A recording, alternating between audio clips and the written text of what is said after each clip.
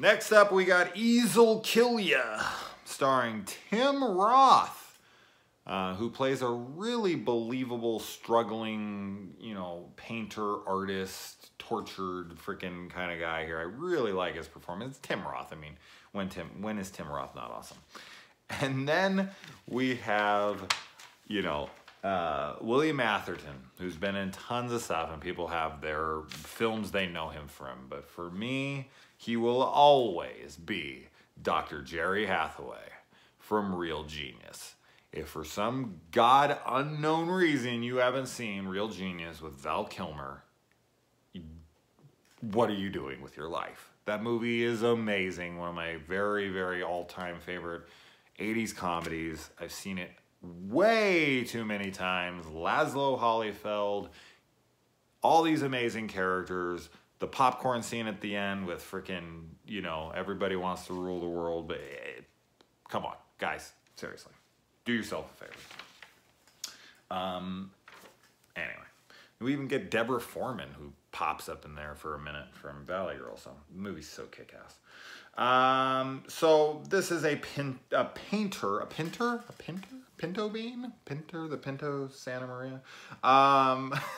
We got a painter here, and his agent comes and he's done all this new sober work, and she's like suggests that he should get back into drinking because his work was better when he was a drunk, and this is a guy that's in Alcoholics Anonymous and trying to change his life and turn it around.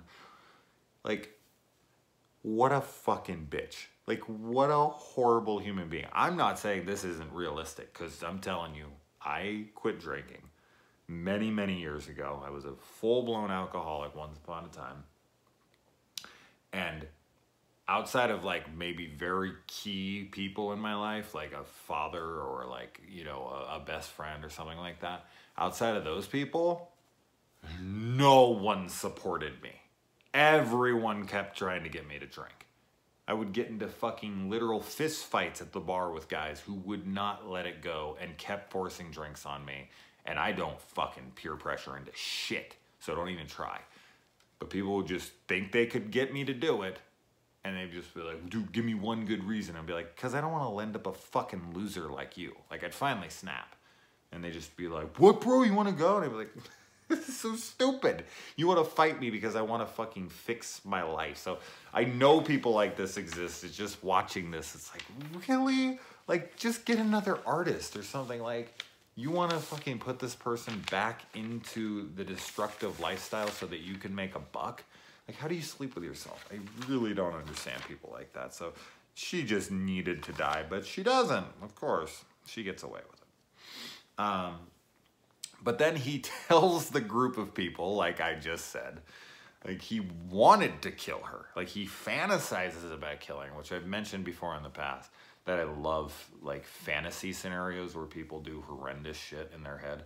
Because I think we all do that, whether we want to admit it or not, especially when like something on the road rage, or something in our work, when somebody does something, you're just sitting there and they're talking to you and you're just envisioning fucking clubbing them over the head with any random item that's closest to you.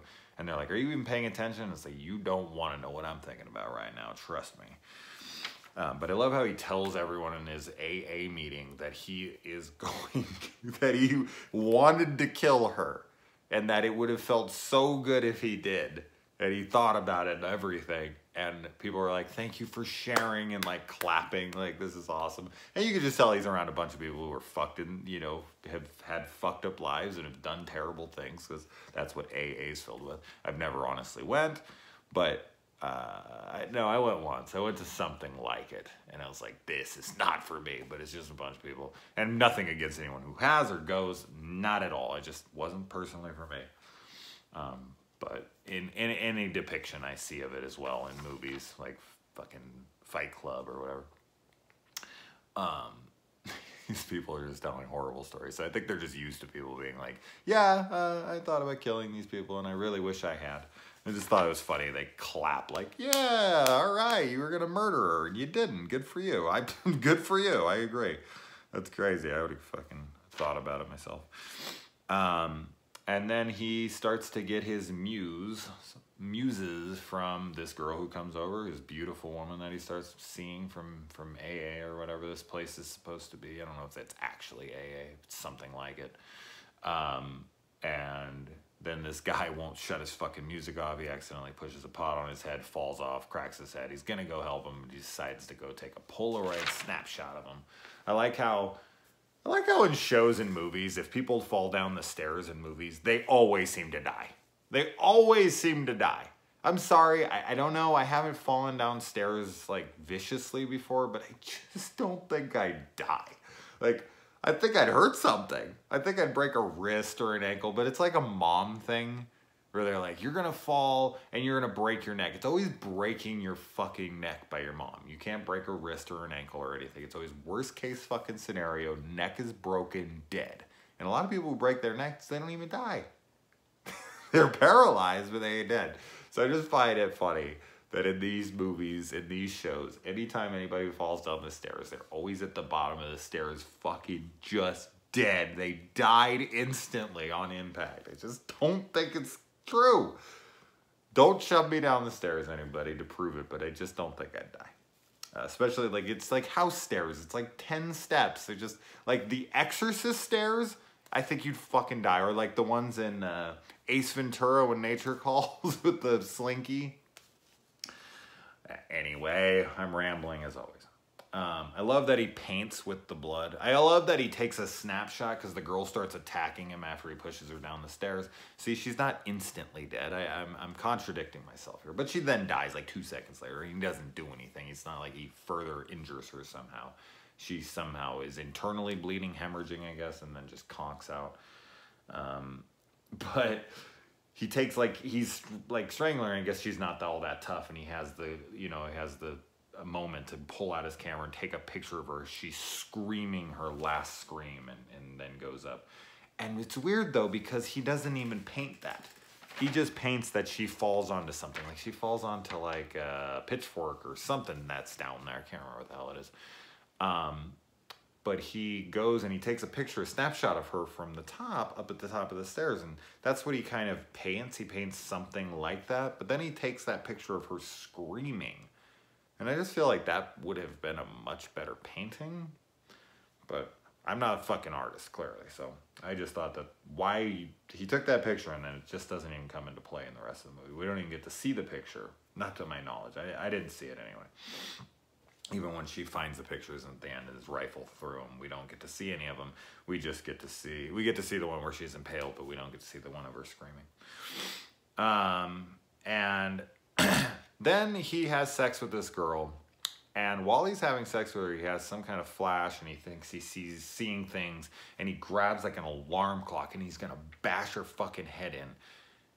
And she's like, no, wait. And this is right after he told her, like, you don't know me at all. And he's painting, like, horrendous, impaling type paintings. And she's like, he goes to put it, she's like, no, don't.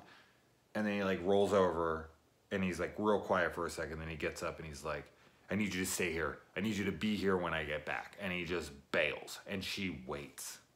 And the only thing that gets her to run out of the house is seeing pictures of people's dead bodies. You weren't tipped off on this guy's insanity when he was trying to possibly bash your head in with an alarm clock while you were having sex after you found pictures or paintings of grotesque shit and him being all weird and being like, you don't know me? Like, really? What a fucking idiot. And then, you know, she goes out and she gets hit by the car, and the doctor is somehow all of a sudden turns into like a street pusher who's like, you know, oh, we have a best neurosurgeon in the country. The only person who can save her who's on his way. It's gonna be really expensive. It's like, they don't charge you at the door. Like, all right, we'll do the surgery, but you need to give us $100 grand right now. That's silly. But it doesn't matter. He runs out, and of course he grabs a guy, and you instantly know. It's a good twist because it's totally fucked up. Like, he kills the one person that can save her. But it's so obvious. And it's not only so obvious to us, And I get it, he's fucking off in his head and he's killing people and he's just in a rush against the clock and all that. But if there's one guy who's rushing there to save this girl's life, probably shouldn't kill somebody on the premises because there's a good chance that it might be that guy. So the fact that it ends up being at the end, you're like, duh. Another thing that I don't really talk about in these reviews at all about, and I should, and I really wish I had, is the Crypt Keeper. I haven't really talked about him all that much in these, and he makes a lot of really ridiculously silly puns, like so bad sometimes that you're just like, oh God, that's so fucking just obvious and whatever. But it adds to the charm, of course. But I really liked the one of him, he had the paintbrush with a finger on the end of it, and he was like, I prefer finger painting, and he has a finger. I don't know what it was about that pun. I actually found that one to be pretty damn funny. And also I love that the detective, it comes up to Tim Roth with his paintbrush, and he's like, I heard you're an artist, or you like to paint, or something like that. And he's holding the paintbrush, which is evidence in this murder that just took place outside, in his bare, ungloved hand. Good detective work, buddy. Good detective work. And this is like 1992, so forensics was definitely taking fingerprints and stuff like that at this point, so wow. Anyway, it's a silly episode, who cares, but I always gotta point shit out, right? All right, guys, good night.